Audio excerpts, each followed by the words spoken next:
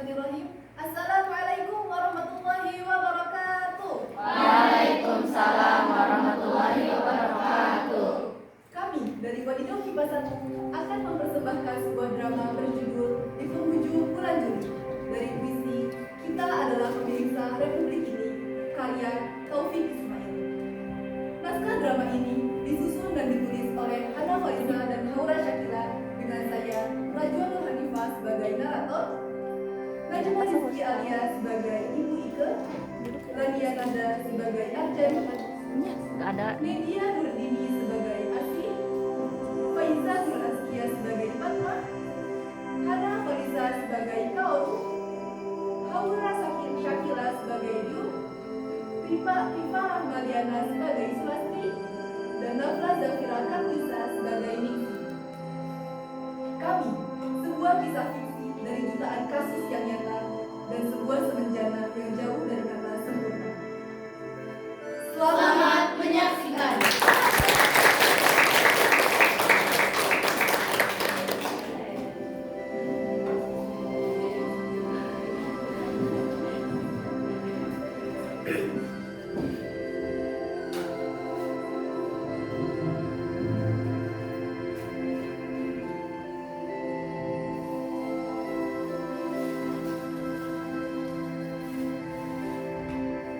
Tahun 1943, setelah penandatanganan perjanjian Kalijati, kini kependudukan Jepang di Indonesia kian merajalela.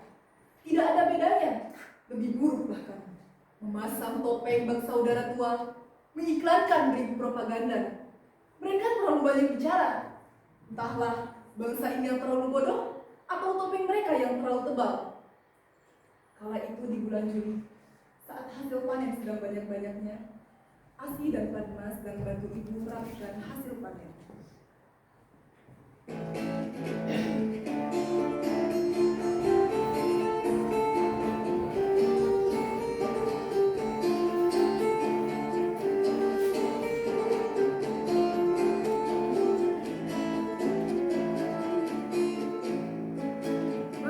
Berani masyarakat miskin, terbentuknya masyarakat sejahtera, terciptanya tatanan masyarakat Indonesia baru tanpa obat.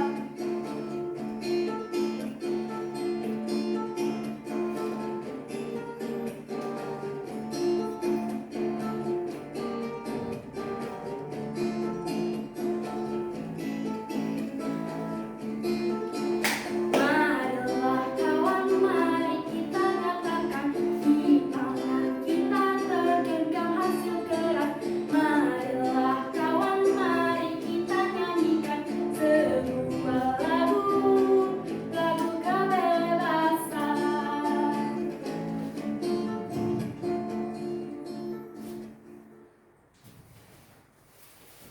Ibu, Asih, Fatma. Ada apa sih Kak Jani? Aku punya kabar yang sangat gembira. Wah, apa itu Jani? Panen kita bulan ini cukup banyak. Sepertinya bisa untuk memenuhi kebutuhan kita maupun pajak kepada Jepang. Syukurlah kalau begitu. Asih, Padma, bantu kakakmu itu. Pisahkanlah hasil panen yang akan kita konsumsi dan yang akan kita berikan kepada para Jepang itu. Baiklah, Bu. Aku tidak mau, Bu. Pajak ini terlalu besar. Apa yang baru saja aku katakan, Asih? Jangan berani-beraninya melawan Ibu. Kakak, untuk apa kita memberikan hasil panen kita kepada mereka? Ini kan hasil jerih payah kita. Bukankah namanya bodoh jika kita memberikan secara percuma kepada mereka? Asih, tidak usah bicara. Lakukan saja. Lagi pula Kak, Jepang telah berjanji terkait kemerdekaan. Jadi kita hanya perlu diam dan menunggu. Padma, masih kau percaya kepada janji-janji mereka itu? Mereka semua hanyalah omong kosong, tidak ada benarnya. Sudahlah Asih, lakukan saja apa yang ibu suruh. Melawan tak selalu berujung kemenangan. Bagaimana jika di antara kita ada yang mati? Kamu mau? Asih, Padma, dan Arjani kembali membereskan hasil panen mereka. Suasana lengang seketika. Hingga datanglah para tentara Jepang hendak menagih upeti padi di bulan ini.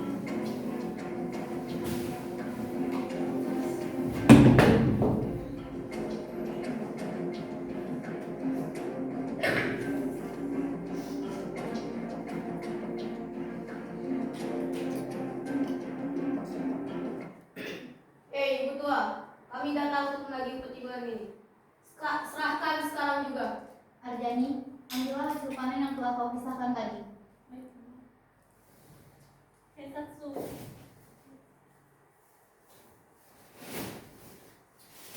Apa ini? Kurang. Kami tahu kalian masih punya di belakang. Serahkan saja semuanya. Kita tidak salah hitung kayak satu. Itu benar hitungan pajak kami bulan ini. Hei anak kecil, yang kau hitung itu pajak untuk pemerintah. Kalian belum menghitung pajak untuk kami berdua. Hei, bekerja sendiri. Kalian para Kinsatsu hanya tahu meminta dan bekerja. Baru saja mengatakan. Berani sekali anak itu seperti kalian melawan Kesatsu. Mau kami tembak? Hei, kami beri kalian kesempatan.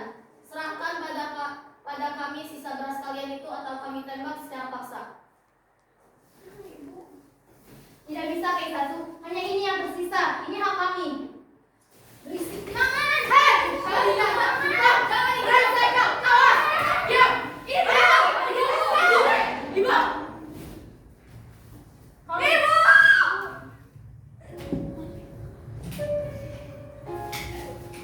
Padma berlarian menangis, memeluk tubuh ibu yang mulai lemah tak berdaya. Ibunya berlumuran darah dan keringat perjuangan yang tak pernah berhenti dilawan.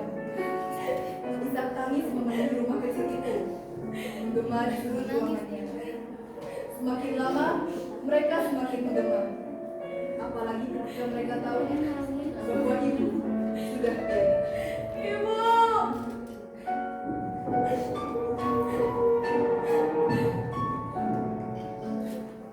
Asih, Fatma, ayo kita bawa dia.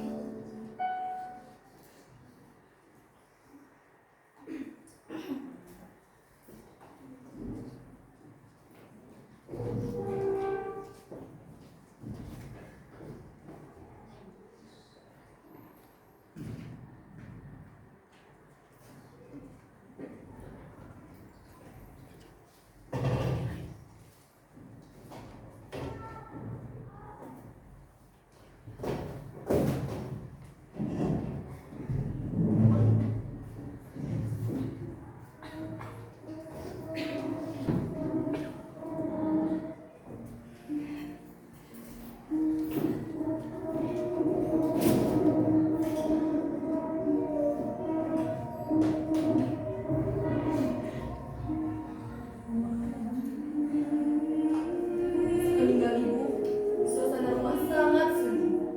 Tidak ada percakapan berhari-hari. Ketiganya tenggelam di dalam pikiran mereka masing-masing.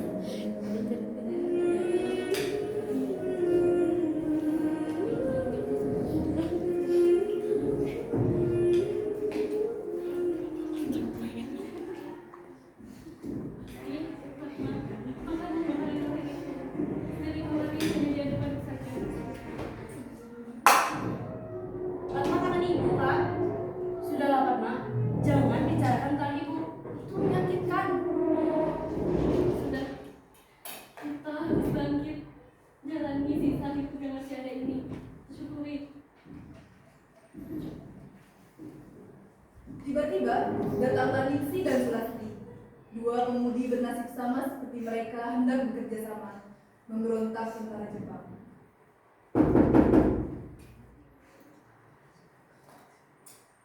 Masuklah. Siang Arden.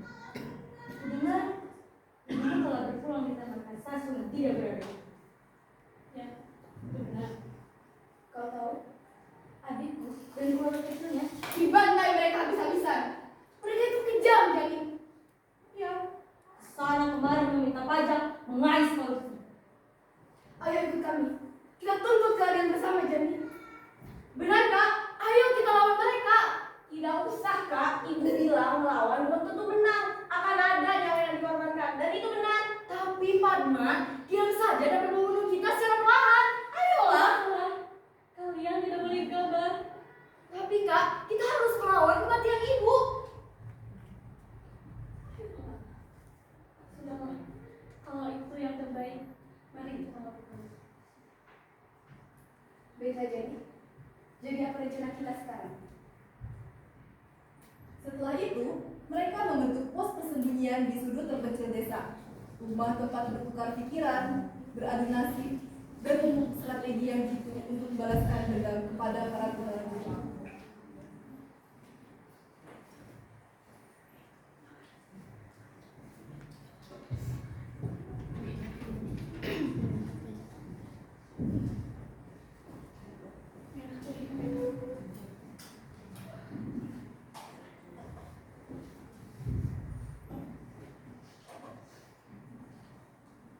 Janji itu, janji yang mereka tanamkan dalam diri mereka bukanlah janji yang sama. Yang sering terdengar di layar kaca, diulang-ulang hingga digantikan suara rakyat lalu dilupakan dan diabaikan, bagai angin lalu. Apa yang mereka tanamkan bukan hanya untuk keuntungan pribadi atau untuk membalaskan dendam atas kematian ibu, tapi demi harga diri bangsa mereka, demi petani-petani yang dengan mudahnya diperas keringatnya dan hasil kerja kerasnya dengan todongan pistol. Hari berganti bulan, 1 tahun selepas kepergian ibu, 1 tahun lamanya usaha mereka merealisasikan rencana pemberontakan. Mengumpul kekuatan bersama petani-petani juga pemberontak lainnya, latihan fisik, serta pematangan strategi. Asli, Sulastri, apa kalian sudah siap? Bahkan dari yang kemarin pun sudah siap. Kalau begitu kita berpisah di sini. Arjani, Padma, ikuti aku. Kita akan bersiap di dekat gudang senjata. Asli, Sulastri, kalian harus mengalihkan perhatian para Keisatsu itu. Kalian semua paham? Paham. Semuanya, apapun yang terjadi, kita harus tetap bersama. Ingatlah, apapun yang kita lakukan untuk hari ini demi kebaikan bangsa kita di esok hari. Merdeka! Merdeka!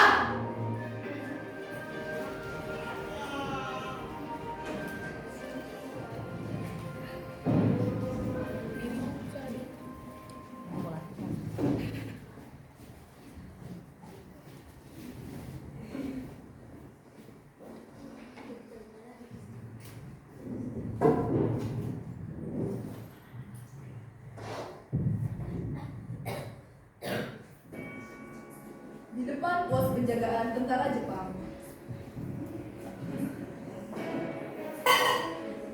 Biar aku alihkan perhatian mereka dulu. Tenang Mas Pada sih, jangan khawatir.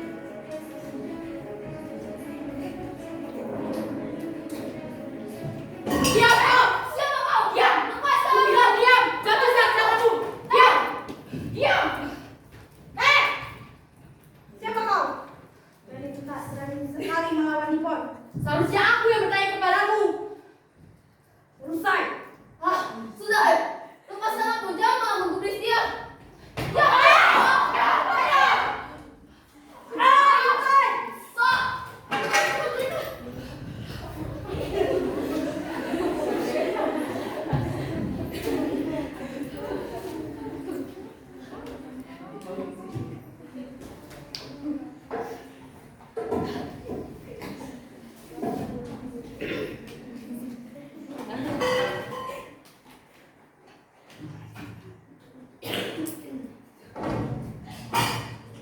sementara di lain tempat, gudang senjata di barat pos penjagaan, pasukan yang bertugas menjaga gudang senjata sedang bersiap, berhitung dengan keadaan, termasuk kondisi tentara Jepang lainnya yang semakin berkurang mengejar Asi dan Sulastri. Sudah saatnya. Ingatlah, melalu Pacek, berusaha dengan sungguh-sungguh karena sekali kita terjatuh, kita hancur. Kalian belum paham? Paham. Ayo, jangan ada bocoran.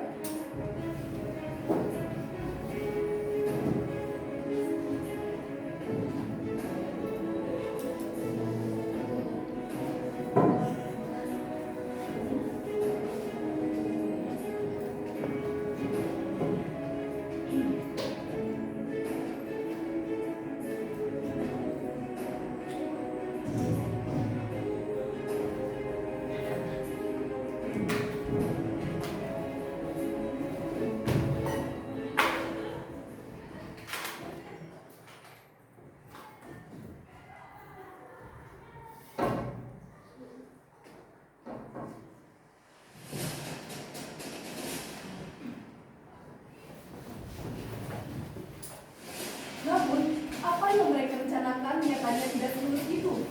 Saat mendengar keluar dari gudang, Wanto tak sengaja menjatuhkan guci di sana.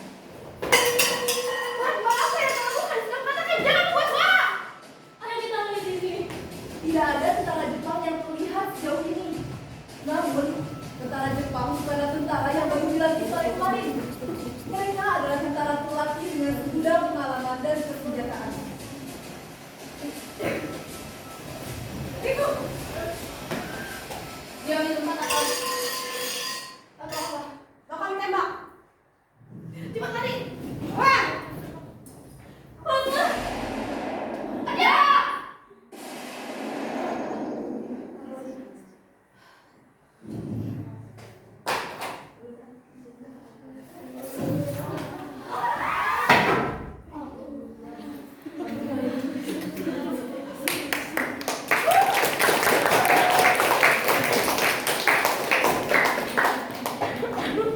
Ningsih terus berlari, meninggalkan sepasang saudari yang berjuang menembus janji. Lihatlah, usaha mereka gagal, hancur dan berantakan.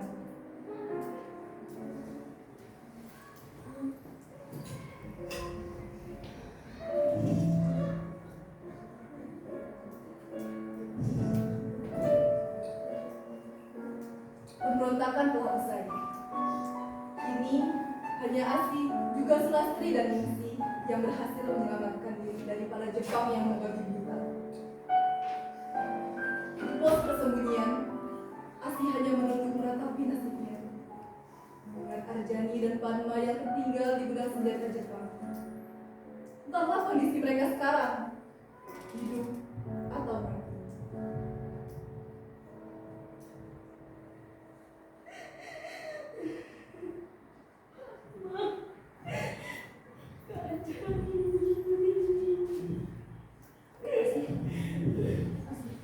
Tidak apa-apa. Ningsih, kau berbohong. Kau berkata kita akan terus bersama sampai akhir. Nyatanya bukan masalah saja yang mengkhianat, tapi bangsa sendiri juga dapat dipercaya. Pengkhianat? Kau sebut kami pengkhianat? Tidak tahu diri. Lantas apa yang kau harapkan, Asih? Berjalan bersama, mendaki bukit yang indah? Itu yang kau inginkan, kan? Kau pikir dirimu saja yang menderita? Bukan lebar-lebar. Lihat, orang lain juga menderita. Tapi kenapa harus cari depan, Pak? Kenapa tadi kita tidak berhenti saja? Hah? Pikir, kau juga mau mati, hah? Dengar! Tidak ada pilihan lain. Kita harus berjalan terus. Karena berhenti atau mundur berarti hancur.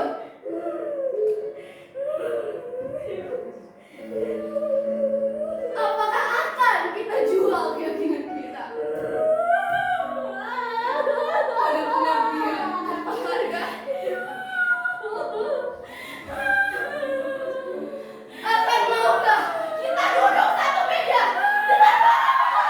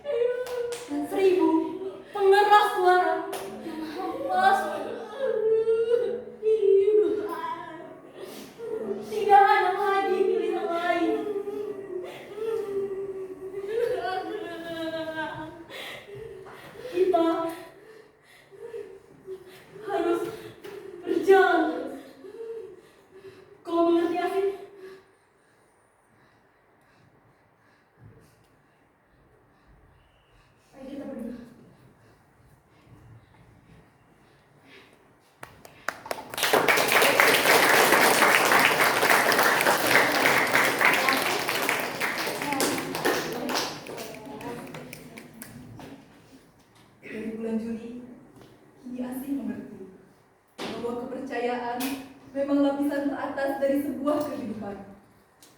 Dan dari bulan ini juga asik belajar bahwa sebuah pencapaian butuh jutaan pengorbanan.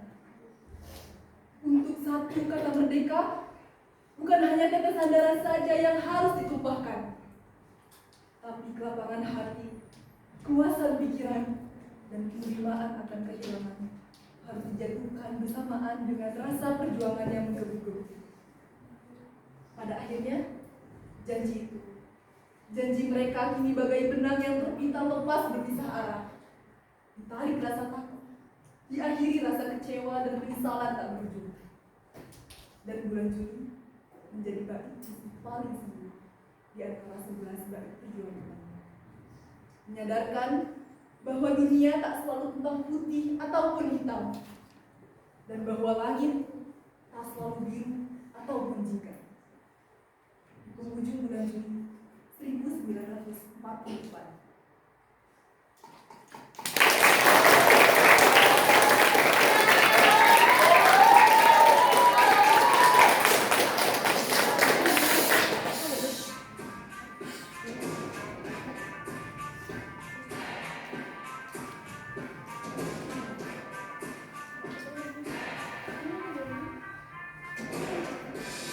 Bawa pesan ini ke persoalan tempat ibadah terbakar lagi.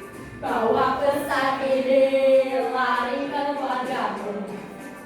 Nama kita diinjak lagi. Bagai keset selamat datang. Masuk kencang tanpa diundang. Ambil minum, lepas dahaga, rampas galon, dispenser pula. Yang jadi saksi harus kuat, tak terbutakan dunia akhirat. Yang patah tumbuh, yang hilang berganti, gapura hancur, dibangun lagi. Karena peradaban akan pernah mati, walau diadakan dicampur diobati. Karena peradaban berputar abadi, kau perlu kabarkan untuk atau ganti mati. Karena peradaban berputar abadi, walau diadakan dicampur diobati.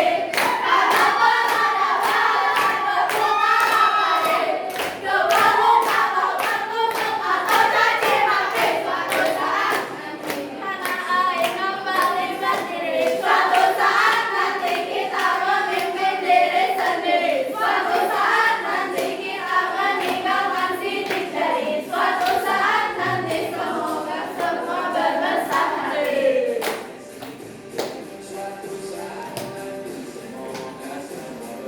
Sekian persembahan dari kami